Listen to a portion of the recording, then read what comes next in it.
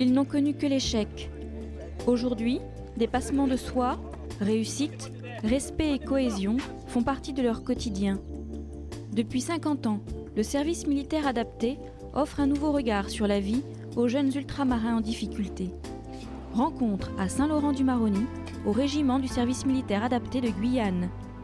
Alors, le RSMA a une mission principale, c'est celle de préparer et d'accompagner les jeunes Guyanaises et Guyanais vers une insertion dans la vie active par une éducation et une formation professionnelle adaptée. Les jeunes stagiaires sont majeurs, bien évidemment volontaires pour servir au service militaire adapté. Ils sont en risque de désocialisation important. Nous donnons donc la priorité aux plus démunis, aux moins diplômés et aux jeunes sujets d'illettrisme. Cette population représente 40% de notre recrutement. Les volontaires stagiaires suivent des formations socio-professionnelles adaptées aux besoins économiques de la Guyane.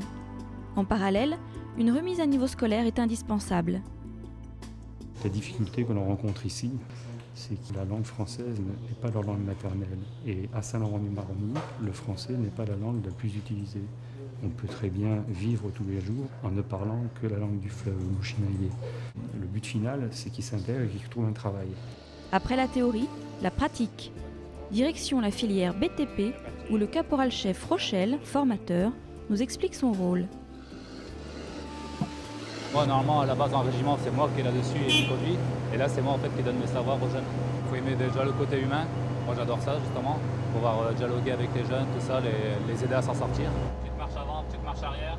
Et après, tu vas. J'en vois justement que j'ai formés qui sont maintenant en entreprise. Ça fait plaisir de les voir justement maintenant travailler. On voit qu'il y a eu du résultat. Ça fait chaud au cœur, quoi. C'est très bien. En Outre-mer, les chefs d'entreprise locales se tournent régulièrement vers les RSMA. C'est l'assurance d'engager de futurs employés bien formés, maîtrisant le milieu et ses contraintes. J'ai connu le RSMA à La Réunion et aujourd'hui, en ouvrant un secteur de travaux publics, Ribal TP à Saint-Laurent-du-Maroni, j'ai donc contacté le RSMA de Guyane. Les avantages d'embaucher des jeunes du RSMA résident en 3 points. Le premier point, ce sont des gens ponctuels. Le deuxième point, ce sont des gens qui sont sensibilisés et habitués au milieu des engins de travaux publics. Donc ça nous permet de travailler en sécurité avec eux. Et le troisième point essentiel, c'est qu'ils sont respectueux de la consigne. Avec un taux d'insertion supérieur à 76%, le service militaire adapté répond parfaitement à son objectif. À l'horizon 2016, les 7 unités basées en Outre-mer auront doublé le nombre de stagiaires. Le SMA, une autre façon de servir son pays.